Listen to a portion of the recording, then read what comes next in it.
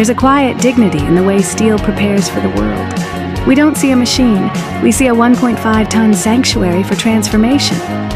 At 500 degrees, the air isn't just hot, it's purposeful.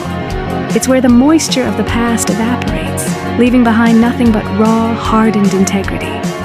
In a world obsessed with the fast and the fleeting, we're leaning into the slow burn. This is the alchemy of the batch. The heavy lifting that happens behind closed doors, ensuring that when the spark finally hits the electrode, the bond is absolute. It's a specialized kind of devotion to the craft. This is our ritual, a blend of industrial grit and a longing for things built to last forever. We aren't just curing metal, we're protecting a legacy. Because if we aren't pouring this much soul into the heat, we're just making noise. And we'd much rather be making history.